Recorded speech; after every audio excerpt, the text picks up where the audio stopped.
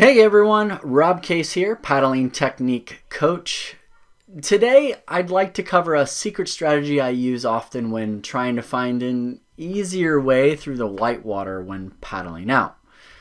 And that strategy is determine where the deep water is most likely going to be by studying the curvature of the shoreline. Since we've learned already in a previous lesson about how deep the water needs to be for waves to break, we can begin to decipher between the deeper water and the shallower water along the shoreline. When we look at the shoreline, we're looking to see where there might be more deep water so that we have less waves to contend with. This is a common practice up here at Ocean Beach, San Francisco. Even if the entire beach is whitewater on the inside, not all whitewater is created equal. Some whitewater is breaking and exploding in deeper water, and I'd much rather contend with that whitewater than whitewater that is traveling over shallow water with much more energy deep in the water. Sometimes you can even find channels of deep water where waves don't break at all. The shoreline gives us hints as to where that deep water is versus where the shallow water might be.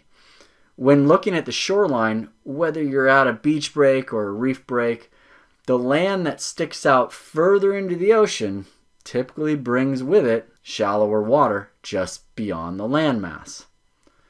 Land that hooks into a bay and produces shoreline curve typically has deeper water near it. Knowing this, where would you rather paddle out? In the shallow, more powerful water, or in the deeper, softer water? Keep in mind that water depth from the shore to the outer water is not linear, meaning it doesn't go in a straight line. There may be shallow and deep spots along the way, so your path out to the surf may move diagonally or even zigzag back and forth. At beach breaks, most rip currents will follow the deep water because rips most likely formed that deep water. And land topography gives us hints as to where those deep water spots are and have been for centuries. For example, at Ocean Beach, San Francisco, one can look back onto the land and see some of the streets going east to west run right into the ocean from a higher altitude, cutting away the dunes, creating natural flows that would then continue on into the water. And hence, they form centuries-old deeper water spots along this famed beach.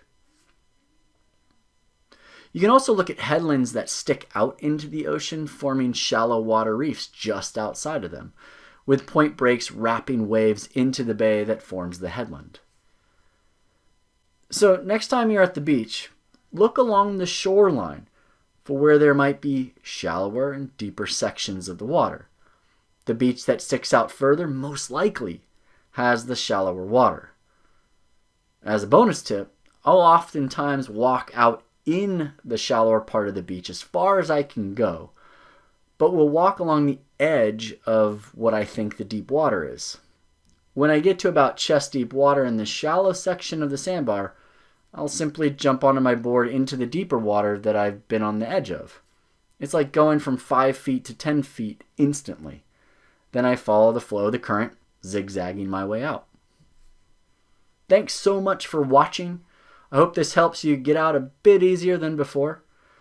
You can learn more techniques like this, in addition to other getting out techniques in the Level 2 Paddling Technique course focused on positioning, timing, sprint technique, pop-up, and getting out.